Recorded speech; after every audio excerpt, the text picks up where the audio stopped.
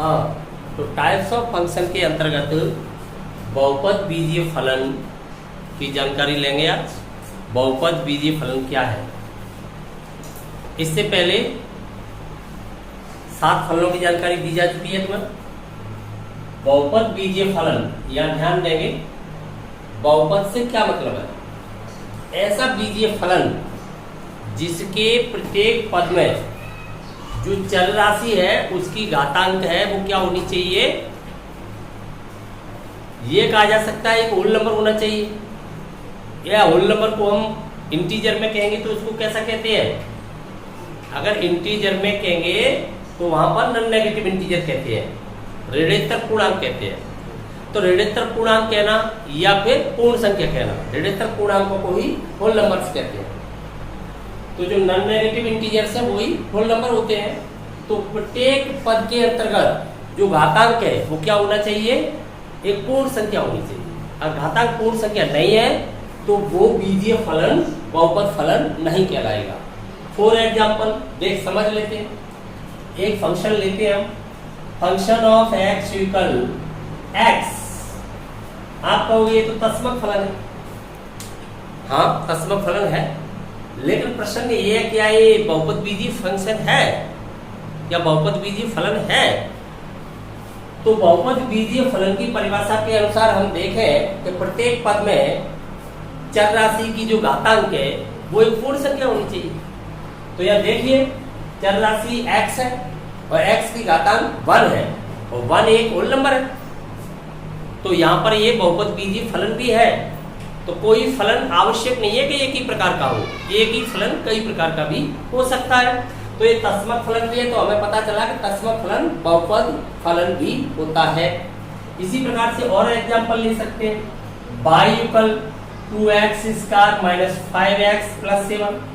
अब इसको देखते हैं, क्या ये बहुपद बीजीय फलन है? बीजीय तो है, बीजीय तो है। क्या ये बीजीय के अंतर्गत, यदि किसी बीजीय फलन के अंतर्गत प्रत्येक पद, इसमें कितने कितने पद हैं? 3 पद, तो ये कैसा कहलाएगा? ट्राइनोमियल, त्रिपदीय ट्राइनोमियल है। तो प्रत्येक पद को देख रहे हैं, यहाँ पर x की घातांक कितना है? 2, यहाँ पर x की घातांक 1 और यहाँ पर है 0 जो कि होल नंबर है। तो ये बहुपद कहलाएगा, पॉलिनोमियल है।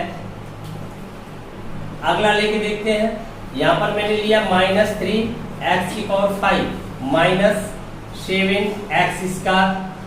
अब इसे देखिए, क्या ये बहुपद है, पॉलिनोमियल है? यस, क्योंकि इस पद में घातांक कितना है? 5 और इसमें कितना है? 2, जो दोनों ही होल नंबर है। बाकी यहाँ पर कोफिशिएंट क्या है? गुणांक क्या है किसी पद का? गुणांक चाहे कुछ भी हो सकता है, गुणांक से कोई लेना देना नहीं है। गुणांक तो कोई भी रियल नंबर हो सकता है। जो आपकी घात है वो हमेशा होल नंबर होनी चाहिए। तो ये सभी क्या है? बहुपद है। इसके अलावा देखते हैं हम, y इक्वल, हमने यहाँ ले लिया 3x की पावर 2/3 माइनस 5, या दूसरा ले लेते हैं, यहाँ पर x की पावर -3 प्लस 4। अब इन दोनों को देखिए, यहाँ हम देख रहे हैं जो पावर है वो एक डेसिमल नंबर है, फ्रैक्शनल नंबर है, एक भिन्न है। तो इसलिए ये बहुपद नहीं हो सकता, क्योंकि जो पावर है वो क्या होनी चाहिए? होल नंबर होनी चाहिए। यहाँ पर भी हम देख रहे हैं नेगेटिव नंबर आ गया है, ये भी होल नंबर नहीं है, तो ये बहुपद नहीं होगा। कई बच्चे बहुपद का अर्थ ये समझ लेते हैं कि बहुत पद है। बहुपद का अर्थ यहाँ बहुत पद होने से नहीं है। बहुपद का अर्थ है पदों की जो घातांक है वो क्या होनी चाहिए? होल नंबर होनी चाहिए। तो कोई भी बीजीय फलन, चाहे वो एक पदीय है, चाहे वो भले ही मोनोमियल है, एक पद वाला है, या वो भले ही आपका 2 पदों वाला है या 3 पदों वाला है, कैसा भी है, बाइनोमियल हो या ट्राइनोमियल हो, कितने भी पदों वाला हो, कितनी भी घात वाला हो, इससे कोई मतलब नहीं है। मतलब केवल इस बात से है कि यहाँ पर प्रत्येक पद के अंतर्गत जो पावर है, जो आपका घातांक है, जो इंडेक्स है, वो क्या होना चाहिए? होल नंबर होना चाहिए। तो ये बीजीय फलन क्या कहलाता है? बहुपद फलन कहलाता है। तो अब उल्टा प्रश्न करके देखते हैं, क्या बहुपद फलन एक बीजीय फलन होता है? यस, ये तो होगा ही। हम देख रहे हैं कि बहुपद बीजीय फलन, अर्थात बीजीय फलन से ही हम बहुपद फलन देखते हैं आगे। तो बीजीय तो वो है ही, लेकिन प्रत्येक बीजीय, जो प्रत्येक आपका एल्जेब्रिक फंक्शन है वो पॉलिनोमियल है, ये कोई गारंटी नहीं है, लेकिन अगर वो पॉलिनोमियल है तो एल्जेब्रिक होगा ही होगा। ठीक है, तो एल्जेब्रिक के लिए तो उसके अंतर्गत कोई बीजीय राशि समाविष्ट होनी चाहिए, चर की पावर अचर। ये आपको बताया था, बीजीय फलन का रूप तो ये होता है कि कोई भी चर राशि अगर आधार में है और घातांक में कोई भी अचर राशि है, चाहे चर किसी के साथ भी समाविष्ट है, इससे फर्क नहीं पड़ता वो किसके साथ है। जैसे आपके त्रिकोणमितीय फलन x के साथ है और यहाँ पर आपकी पावर लगी है 2, तो ये भी बीजीय कहलाएगा। वो केवल चर राशि आधार में होनी चाहिए, तो आधार में x बैठा हुआ है, भले ही वो साइन के साथ है या स्वतंत्र रूप में बैठा हुआ है, इससे मतलब नहीं है। मतलब केवल इस बात से है कि आधार में चर अंतर्विष्ट होना चाहिए और घातांक में कोई अचर राशि होनी चाहिए, तो ये बीजीय फलन होता है। तो प्रत्येक बीजीय फलन है वो बहुपद हो, ये गारंटी नहीं है, आवश्यक नहीं है तो वो। ठीक है, तो ये आपकी समझ में आ जाता है बहुपद फलन क्या है। तो इसका हम प्रारूप देखते हैं, इसका प्रारूप क्या होना चाहिए। तो एक प्रारूप बहुपद फलन का ये होना चाहिए, फंक्शन ऑफ एक्स इक्वल, गुणांक हम कुछ भी मान सकते हैं, जैसे हमने गुणांक मान लिए यहाँ से, या तो हम घटती घातों में लिख दें या हम बढ़ती घातों में लिख दें। अधिकतर घटती घातों में ही लिखा जाता है बहुपदों को, तो यहाँ पर हम लिख देते हैं an x की power n plus an-1 x की पावर n-1 प्लस ऐसे चलते गए आगे, एट लास्ट जा करके हमें मान लीजिए ये प्राप्त हुआ a0। ये हमने सिंबल मान लिए, ये आवश्यक नहीं है कि यहाँ n है तो n की पावर होनी चाहिए, ये हमने मान रखा है अपनी सुविधा के लिए। हम चाहे तो इन्हें अलग भी a b c ऐसे मान सकते हैं, आवश्यक नहीं है। हम इन्हें a b कांस्टेंट मान के, कोई भी कांस्टेंट यहाँ लास्ट में आ गया k मान के कैसे भी मान सकते हैं, इनसे क्या लेना देना। ये तो गुणांक तो कोई भी रियल नंबर होने चाहिए। यहाँ पर आवश्यक तो ये है कि जो यहाँ पर घातांक है मैक्सिमम, देखो दोनों चीज एक दिन मैंने आपको बताई थी, घात और घातांक। ये आपकी जो पावर है या इंडेक्स आप इसे कह रहे हो, ये दूसरी चीज है डिग्री। तो डिग्री सबसे बड़ा जो पावर होता है, हाईएस्ट पावर, उसे कहते हैं डिग्री। तो उसी डिग्री का वो बहुपद होता है जो सबसे बड़ी वहां पर घातांक है किसी पद की, उस घातांक को क्या कहते हैं, उसको घात कहते हैं। तो उतनी घात का होता है, तो ये n घात का हो गया, n यहाँ पर मैक्सिमम पावर है, तो n घात का एक बहुपद है, तो बहुपद हो गया यहाँ पर। अब बहुपद होने के लिए इसमें क्या कंडीशन होनी चाहिए ये देख लेते हैं। ये बहुपद कब होगा, ये जो एल्जेब्रिक फंक्शन है ये पॉलिनोमियल कब होगा। ये पॉलिनोमियल के लिए आवश्यक शर्त ये है कि यहाँ पर आपके एबीसी जो भी कोफिशिएंट है इनके, जो भी इनके गुणांक हैं, यहाँ ये ध्यान दें ए बी और ये आपका कांस्टेंट के जो भी है, ए बिलोंग्स टू रियल नंबर, ये तो कोई रियल नंबर होनी चाहिए। और आपकी जो पावर है आपकी n चल रही है, जो आपकी n वो क्या होनी चाहिए, n n-1, n आपका जो भी घातांक है वो बिलोंग्स टू होल नंबर होना चाहिए, कोई भी होल नंबर होना चाहिए। n-1 जो अलग अलग पद चल रहे हैं आपके n-1 से लेकर के जो जितने भी चलेंगे आपके, वो क्या होनी चाहिए, बिलोंग्स टू होल नंबर। ये होल नंबर में जाना चाहिए जो घातांक है यहाँ पर n n-1 n-2 n-3 ऐसे कितने भी लेते जा, घटती हुई घातों में लिखा है, ये सभी क्या नहीं चाहिए, होल नंबर में बिलोंग कर जानी चाहिए। क्लियर होगी बात। तो ये क्या हो जाता है, बहुपद फलन हो जाता है। अब इसके आरेख की बात करते हैं, तो आरेख कैसा होना चाहिए। तो इसका आरेख कोई निश्चित आकृति का तो हो नहीं सकता है, क्योंकि यहाँ पर अलग अलग घातांक में चल रहे हैं, कोई रैखिक तो है नहीं जो सरल रेखा आ जाएगा। रैखिक तो वो होते हैं यहाँ पर घातांक एक ही होता है प्रत्येक पद का, यहाँ पर तो घातांक कितना भी हो सकता है, कोई भी रियल नंबर हो सकता है, होल नंबर में से, होल नंबर में से कोई भी नंबर हो सकता है। तो ये उदाहरण ले रहे हैं जैसे y=x का, तो आगे जाके देखोगे एक पैराबोला बन जाएगा, जब आगे पढ़ेंगे हम पैराबोला के अंतर्गत, तो वहां पर देखेंगे इसका वक्र इस प्रकार से चलने लगेगा, ये y=x² के लिए हो जाएगा। तो अलग अलग हो सकते हैं, जैसी स्थिति होगी बहुपद की वैसे आरेख हो सकते हैं, समझ गए ना। तो ये स्थिति है आपकी बहुपद फलन। रेशनल फंक्शन, परमेय फलन क्या होता है, परमेय फलन दो बहुपद फलनों के भागफल से प्राप्त फलन है। अर्थात दो बहुपद फलन जब भागफल में आ जाते हैं, भाग के रूप में लिखे होते हैं, अंश और हर में दोनों क्या होने चाहिए, बहुपद फलन होने चाहिए, तो उस फलन को हम क्या कहते हैं, रेशनल फंक्शन कहते हैं। तो ये हो जाता है आपका परिमेय फलन। परिमेय फलन का आरेख किस प्रकार से चलेगा, जैसे फॉर एग्जाम्पल y पर आपका आ जाता है 3x² - 5 और नीचे आ जाता है आपका 2x + 4। तो ये कैसा हो गया, 2x + 4 है कुछ भी है, तो ये कैसा हो गया आपका रेशनल फंक्शन हो गया, क्योंकि ऊपर भी एक पॉलिनोमियल है नीचे भी पॉलिनोमियल है, तो ये हो जाता है आपका रेशनल फंक्शन। अब इसके आरेख की बात करें तो इसका आरेख भी आपको पता है कि यहाँ पर भी एक बहुपद है, यहाँ पर भी एक बहुपद है, तो अलग अलग प्रकार से चल सकता है, ऐसे भी चल सकता है, हाइपरबोला की तरह अलग अलग भी जा सकता है, कैसे भी चल सकता है, कोई निश्चित आकृति में नहीं होती इनके आरेख। ठीक है, अब फलनों पर संक्रियाओं को समझते हैं। फलनों पर कौन कौन सी संक्रियाएं लागू है, जो आपकी योग की, अंतर की, गुणन की, भाग की संक्रियाएं, ये फलनों पर भी लागू हो जाती हैं। दो अथवा दो से अधिक फलनों को योग संक्रिया के अंतर्गत, अंतर संक्रिया के अंतर्गत, गुणन संक्रिया के अंतर्गत प्रयोग किया जा सकता है। कैसे, ध्यान देंगे यहाँ पर, जैसे योग संक्रिया के लिए दो फलन है आपके, तो दो फलनों के योगफल से एक फलन प्राप्त हो जाता है, एक यूनिक फंक्शन फाइंड हो जाता है। ये कौन सी प्रॉपर्टी होती है, क्लोजर प्रॉपर्टी, जो आप छोटी क्लास से ही समझते आए हो। समवर्त नियम, समवर्त नियम क्या होता है, दो अथवा दो से अधिक अवयव मिलकर के कोई अद्वितीय अवयव बना लेते हैं, तब ये समवर्त नियम होता है, लेकिन वो अवयव उसी वर्ग का होना चाहिए। जैसे दो फलनों ने यहाँ पर योग किया तो प्राप्त भी कोई फलन ही होगा, कोई तीसरा फलन फाइंड हो जाएगा, तो f + g of x इस प्रकार से चलता है योग। तो योग पर ये क्या होता है, अलग अलग हो जाता है, function of x + g of x। अर्थात ये कहा जा सकता है कि दो फलनों के योगफल से कोई फलन फाइंड हो रहा है तो वो दोनों के अलग अलग योग के युगल हो जाता है।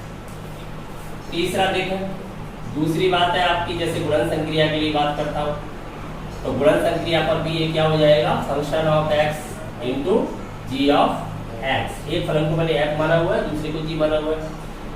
इसी प्रकार से ये आपके अंतर पे भी हो जाएगा f - g। अंतर को चाहो तो इसी में सबमिट कर देता हूँ, अंतर पे भी हो जाएगा।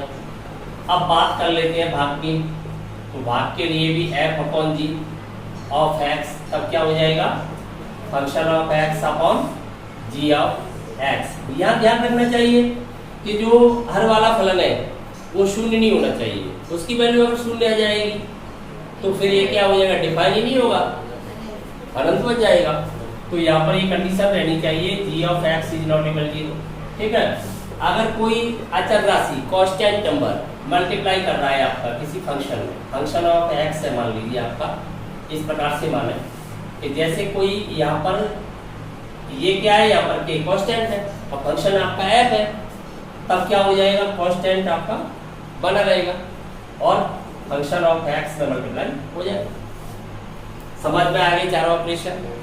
तो यहाँ पर ये योग अंतर, ये आपका मल्टीप्लाई और ये आपका डिवाइड, और ये आपका कोई कांस्टेंट फंक्शन से मल्टीप्लाई करता है तो कांस्टेंट मल्टीप्लाई में बना रहता है, फंक्शन ऑफ जो फलन की वैल्यू है उससे सीधा मल्टीप्लाई हो जाता है। तो ये ऑपरेशन है फलनों पर। डोमेन यहाँ पर अलग अलग फलनों के जो भी दिए गए होंगे, तो जब दोनों एक साथ आते हैं तो एक यूनिक फंक्शन बनाते हैं, तब डोमेन में क्या हो जाता है, इंटरसेक्शन। इंटरसेक्शन से एक ही डोमेन बना लेते हैं हम। ठीक है, कन्फर्म। हाँ, तो बहुपद बीजीय फलन क्या है, वह बीजीय फलन जिसके अंतर्गत प्रत्येक पद का घातांक को क्या होना चाहिए, एक पूर्ण संख्या, होल नंबर होना चाहिए, तो वो फलन क्या कहलाता है, बहुपद फलन कहलाता है। इसका क्या प्रारूप है, ax⁴n, अर्थात मैंने घटती घातों में इसे लिख दिया है। तो यहाँ पर जो कोफिशिएंट है, जो आपके पदों की गुणांक है, वो तो कोई भी रियल नंबर हो सकते हैं, लेकिन जो घातांक है प्रत्येक पद के अंतर्गत वो क्या होनी चाहिए, एक होल नंबर, अर्थात ये कह सकते हैं नॉन नेगेटिव इंटीजर्स होना चाहिए। जैसे एक बहुपद फलन का उदाहरण लिया गया है y = x का, तो इसका आरेख इस प्रकार से आएगा, आगे जाके इसे समझ लेंगे, पैराबोला है। अगला है परिमेय फलन। तो परिमेय फलन क्या है, दो बहुपद फलनों के भागफल से जो फलन प्राप्त होता है वो क्या कहलाता है, परिमेय रेशनल फंक्शन कहलाता है। जैसे यहाँ पर एक फलन f फाइंड किया गया है g और h के भागफल से, तो g और h दोनों यहाँ पर कैसे होने चाहिए, पोलिनोमियल होने चाहिए, तो ये f क्या हो जाएगा, रेशनल फंक्शन हो जाएगा। इसके बाद हम फलनों पर संक्रियाएं देखेंगे। तो संक्रियाएं जो योग की है, अंतर की है, आपकी गुणन की है, भाग की है, ये सभी संक्रियाएं किस प्रकार से चलती हैं, या डिस्ट्रीब्यूट हो जाता है। मान लीजिए सीधा ये समझ लें एक ही शब्द में कि प्लस पर या माइनस पर या भाग पर सीधा क्या हो जाता है, डिस्ट्रीब्यूट हो गया है। यानी कोई भी दो फलन है उनके योग से प्राप्त फलन उनके अलग अलग फलनों के इक्वल हो गया है। यहाँ पर कोई जब कांस्टेंट किसी फंक्शन से मल्टीप्लाई में आ जाता है तो ये वेरिएबल कहा जाता है फलन के साथ और के कांस्टेंट वहां पर बना रहता है फलन के साथ, तो के एफ एक्स हो जाता है। तो इस प्रकार से 2.3 की जो आपकी थ्योरी है वो कंप्लीट हो जाती है। फलनों के तो बहुत प्रकार है, लेकिन आगे बढ़ेंगे हम अगली एक्सरसाइज में त्रिकोणमितीय फलन बताएंगे और आवश्यकता अनुसार बताते रहेंगे। तो फिलहाल इतने से काम चल जाएगा अपना और 2.3 एक्सरसाइज शुरू कर देते हैं, ठीक है। देखो पहला क्वेश्चन है, यहाँ पर हमसे पूछा गया है कि कौन सा संबंध फलन है और कौन सा नहीं है। अगर वो फलन है तो उसका रेंज भी फाइंड करना है। तो किसी रिलेशन के फंक्शन होने के लिए क्या आवश्यक है कि उसका जो प्रथम घटक है वो रिपीट नहीं होना चाहिए। प्रथम घटक है जो फर्स्ट कंपोनेंट है वो रिपीट नहीं होना चाहिए। सेकंड कंपोनेंट तो रिपीट हो सकता है, एक ही हो सकता है, सब में अलग अलग भी हो सकते हैं। तो यहाँ पर देखिए पहले वाले में रिपीट हो रहा है कि कोई 2, 5, 8, 11, 14, 17 अलग अलग आ रहे हैं। तो प्रांत के सभी अवयवों के जो इमेज है, जो प्रतिबिंब है वो यूनिक फाइंड हो रहा है। यानी प्रांत के प्रत्येक अवयव के लिए क्या बात है कि वो केवल एक से ही संबंध बना सकता है, एक बार ही संबंध बनाएगा, दोबारा नहीं बना सकता है। तो यहाँ पर ये फलन है। दूसरा देखते हैं 2, 4, 6, 8, 10, 12, 14 इसमें कोई रिपीट हो रहा है? कोई रिपीट नहीं हुआ है, तो ये भी फलन है। अब तीसरे में आते हैं तो 1 रिपीट हो गया है। 1 के 2 प्रतिबिंब हो गए हैं, 2 वैल्यू आ रही है 1 की 3 और 5, इसलिए ये फलन नहीं हो सकता है। तो लिख दीजिए पहले वाले में हम देख रहे हैं फॉर ऑल एक्स के लिए बाई कैसा प्राप्त हो रहा है? यूनिक। बाई अद्वितीय प्राप्त होता है।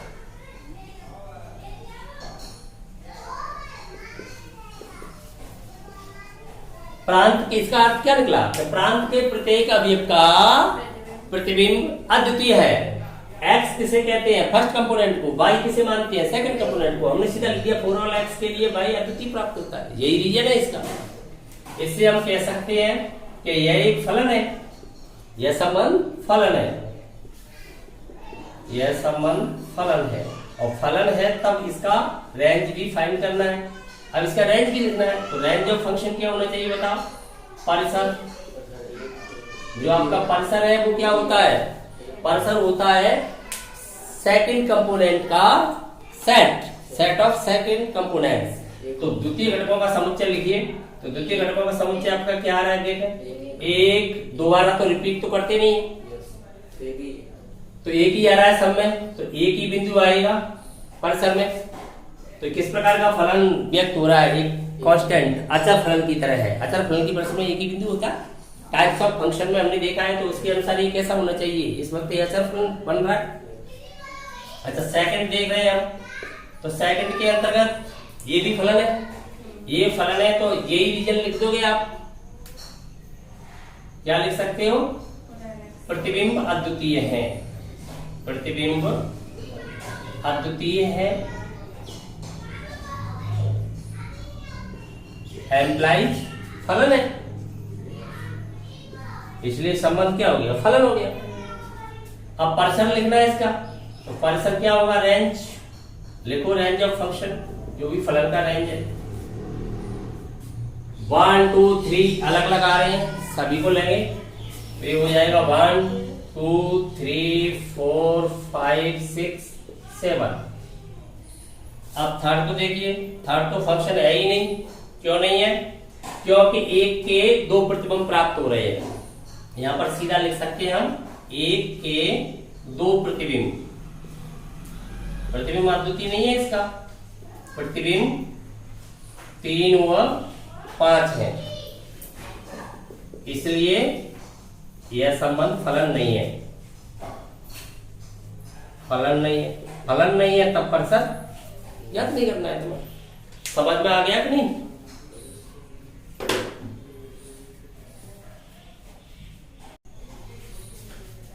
सेकंड क्वेश्चन देखें, function of x equal minus mod x और function of x equal under 9 minus x square. दोनों में हमें क्या करना है, प्रांत और परिसर ज्ञात करना है। तो डोमेन और रेंज। तो डोमेन होता क्या है, जिन बिंदुओं पर फलन का मान निश्चित और वास्तविक प्राप्त होता है उन बिंदुओं का समुच्चय फलन का प्रांत कहलाता है। तो हमें x के उन मानों को ज्ञात करना है जिन पर फलन का मान निश्चित और वास्तविक आता है। तो उन मानों का समुच्चय क्या बन जाता है, फलन का प्रांत। आपको नीचे बताया गया था स्पेशली कि जब किसी फंक्शन को इस प्रकार से दिया गया हो कि इस समुच्चय से वो इस पर डिफाइन हो रहा है, जैसे a से b पर हो रहा है, तब तो आप प्रांत ए में से बना ही दोगे। अगर वो ऑर्डर्ड पेयर्स के रूप में मिल रहा है आपको क्रमिक युग्मों में, तो फर्स्ट कंपोनेंट से बना ही दोगे। परंतु अगर सीधा आपको दिया जा रहा है कोई फलन और सीधा दिया जा रहा है, तो न तो आपको ये पता है कि कहां से कहां डिफाइन है, तो उस वक्त आप प्रांत को कैसे फाइंड करते हैं, प्रांत की परिभाषा के अंतर्गत जाते हैं। तो प्रांत होता क्या है, जिन बिंदुओं पर फलन का मान निश्चित और वास्तविक होता है वही बिंदुओं का समुच्चय फलन का प्रांत कहलाता है।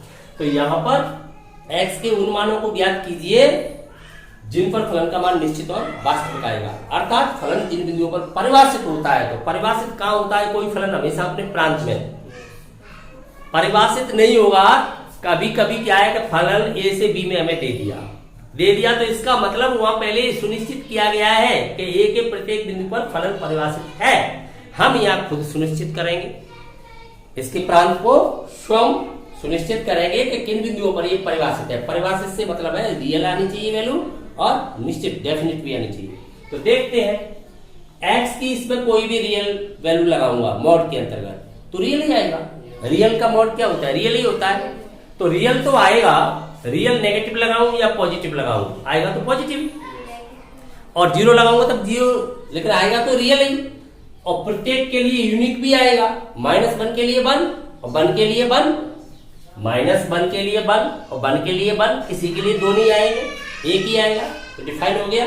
तो इसका प्रांत क्या निकल रहा है, ध्यान देंगे यहां पर domain of function. Domain of function के लिए हम यहां पर देख पा रहे हैं, चूंकि for all x belongs to r, पूरा r लगा दिया हमने इसके अंतर्गत। तो प्रत्येक r के लिए फलन का मान कैसा प्राप्त हो रहा है, एम्प्लाइज फलन f का मान निश्चित एवं वास्तविक प्राप्त होता है। फलन के उन बिंदुओं का समुच्चय है जिन पर फलन परिभाषित होता है, निश्चित एवं वास्तविक प्राप्त होता है। अर्थात ये कहा जा सकता है कि जिन बिंदुओं पर फलन परिभाषित है, मैं एक बार फिर परिभाषा को रिपीट कर देता हूं, जिन बिंदुओं पर फलन परिभाषित है उनका समुच्चय प्रांत होता है। अब तो क्लियर हो गया। और परिभाषित फलन कहां होता है, या निश्चित और वास्तविक आता है। इसलिए डोमेन ऑफ फंक्शन क्या हो जाना चाहिए, पूरा हो गया। अब रेंज देखना है, अब तथा रेंज ऑफ फंक्शन। तो रेंज ऑफ फंक्शन क्या होगा, रेंज ऑफ फंक्शन के लिए इसमें मैं चाहे पॉजिटिव वैल्यू लगाऊं चाहे नेगेटिव वैल्यू लगाऊं, प्राप्त तो नेगेटिव ही होगी ना, क्योंकि मॉडुलस तो पॉजिटिव बना देगा पर आगे माइनस लगा हुआ है, तो आगे ये नेगेटिव नंबर आएगा। जीरो लगाऊंगा तब जीरो जरूर आ जाएगा, जीरो नेगेटिव पॉजिटिव में नहीं रखा जा सकता, जीरो तो जीरो ही होता है, तो जीरो भी आ जाएगा और नेगेटिव आएगा। तो इसको क्या कहते हैं फिर, जिसमें जीरो भी होता है और नेगेटिव भी होता है, जीरो भी होता है और नेगेटिव भी होता है, तो क्या कहते हैं फिर, नन पॉजिटिव कहते हैं, लेकिन वहां पर धनेत्तर कहते हैं उसको। तो ये प्राप्त हुआ आपको r, बताओ माइनस यहाँ लगेगा नीचे सिंबल में, जीरो भी सबमिट है ना नेगेटिव के साथ, तो यही तो परसेंट हो जाएगा। और इसको इंटरवल फॉर्म में लिखेंगे तो नीचे की ओर चल रहे हैं और जीरो को सबमिट भी कर रहे हैं, तो यहाँ पर क्लोज इंटरवल रहेगा, तो जीरो भी वैल्यू आ जाएगी और नेगेटिव आएगी, तो ये इसका क्या हो जाएगा, रेंज हो जाएगा। अब सेकंड को देखते हैं। तो सेकंड के अंतर्गत प्रांत उन बिंदुओं का समुच्चय है जहां पर फलन का मान निश्चित और वास्तविक आ जाए।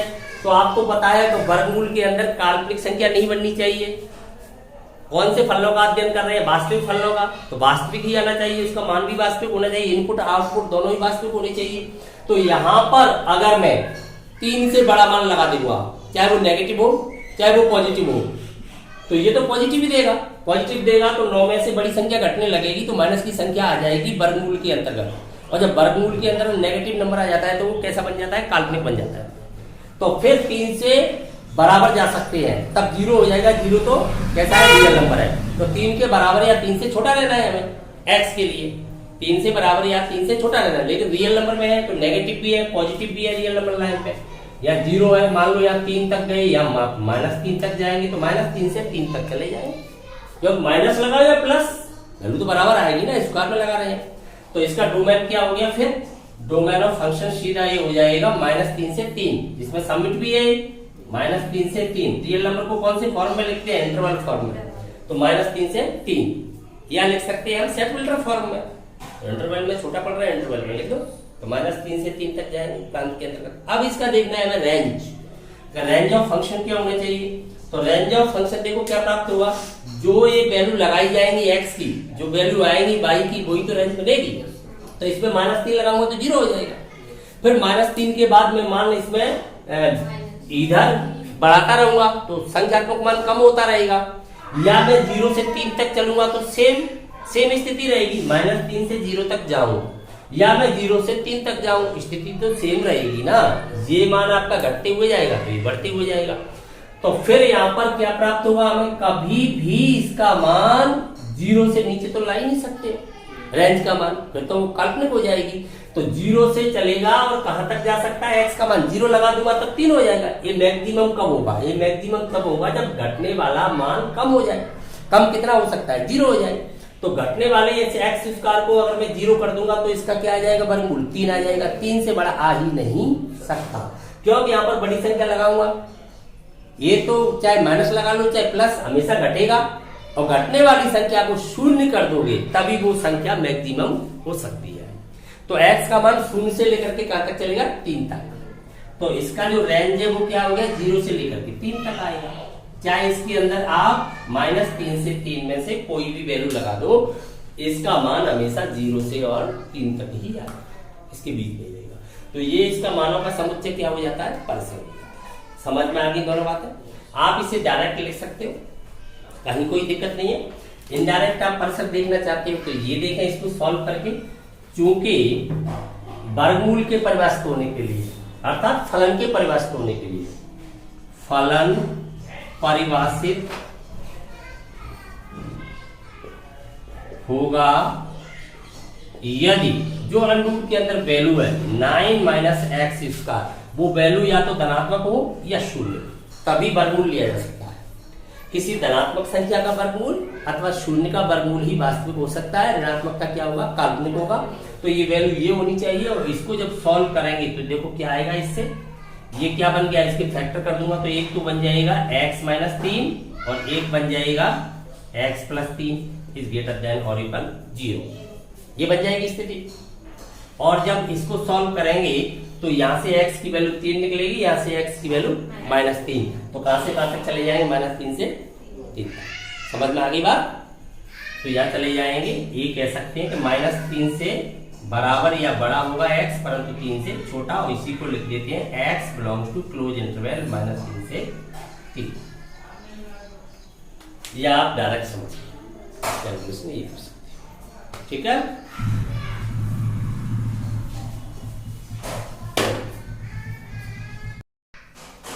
देखिए यहाँ पर क्या करना है, तीसरे क्वेश्चन में फलन का मान ज्ञात करना है। 0 पर, 7 पर और -3 पर किसी बिंदु पर जब फलन का मान ज्ञात करते हैं तो चर के स्थान पर उस बिंदु को रख दिया जाता है। तो value of the function of 0, तो यहाँ पर क्या रख देंगे? 0। तो 2 × 0 -5 क्या आ गया? -5। इसी प्रकार सेकंड में value of the function of 7, 2 × 7 -5, तो 14 में से 5 जाएंगे, कितना बचेगा? 9 आ जाएगा ये भी। अब तीसरे में देखें value of the function of -3, ये क्या आ जाएगी? 2 इंटू -3 -5 दोनों नेगेटिव हो गए तो जुड़ जाएंगे, माइनस के 11 हो गए। समझ में आ गया? हाँ, चौथे क्वेश्चन को देखें। यहां पर सेल्सियस और फारेनहाइट टेम्परेचर में एक रिलेशन है और ये क्या होता है, सत्य है। इतने सेल्सियस पर इतना फारेनहाइट होता है। इस सेल्सियस को किस में कन्वर्ट किया है, फारेनहाइट में। तो सेल्सियस 9/5 सेल्सियस से मल्टीप्लाई कर दिया प्लस 32, तो किस में चेंज हो जाता है, फारेनहाइट में। टेम्परेचर का मेजरमेंट है दोनों ही, सेल्सियस और फारेनहाइट। तो हमें सेल्सियस जब 0 डिग्री है तब कितना फारेनहाइट होगा, जब 28 डिग्री है तब कितना फारेनहाइट होगा, -10 डिग्री है तो कितना फारेनहाइट आ जाएगा। फिर हमसे चौथे में पूछा गया है सेल्सियस कितना होगा जब फारेनहाइट 212 है। तो फारेनहाइट हमें मिल रहा है, यहाँ पर हमें सेल्सियस फाइंड करना है, या हमें सेल्सियस से फारेनहाइट फाइंड करना है, या फारेनहाइट से सेल्सियस फाइंड करना है। तो चलिए समझिए। पहला क्या लगाना है, 0, तो 0 डिग्री सेल्सियस है, 0 लगाओगे तो ये तो 0 हो ही गया, तो 0 + 32 तो कितना आ गया, 32। तो हमें पता चल गया कि 0 डिग्री सेल्सियस होगा उस समय फारेनहाइट में कितना होगा, 32 फारेनहाइट बोलेगा। सेकंड 28 लगाओ, 9 इंटू 28/5 प्लस 32 कैलकुलेट करोगे तो कितना आ जाएगा, ये तो 160 हो जाएगा। एलसीएम लूंगा तो इधर मल्टीप्लाई कर लेते हैं, 9 8 72 2 7 9 दूनी 18 और 7 कितने हो गए, 18 और 7 25, 252 माइनस प्लस कीजिए 160/5। ठीक है, इनको ऐड करेंगे तो कितना हो जाएगा, 2 6 5 11 1 कैरी 1 3 से 12/5।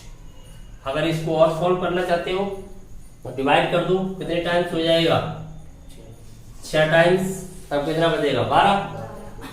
12 से देंगे तो 2 टाइम्स, फिर कितना बचा, 2 बचेगा तो पॉइंट,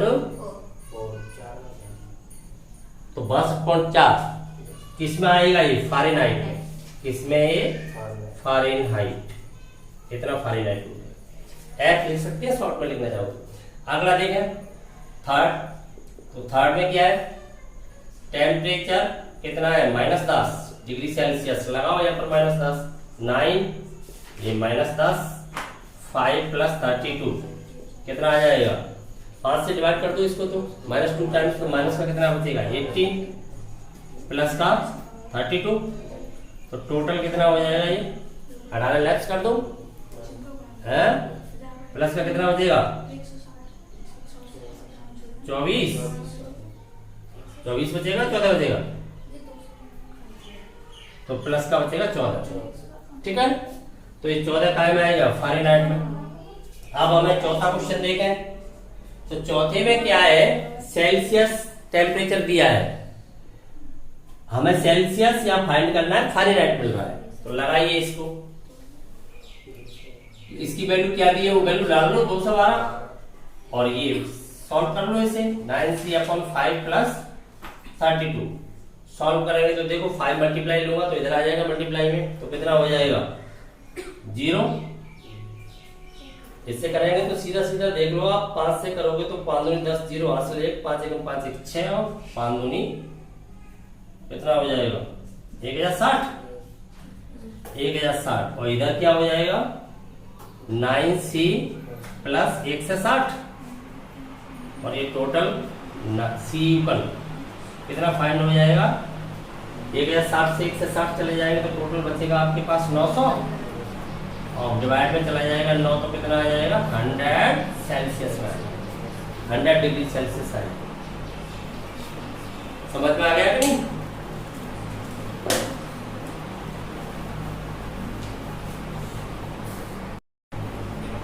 देखिए पांचवा क्वेश्चन, यहाँ हमें रेंज फाइंड करना है।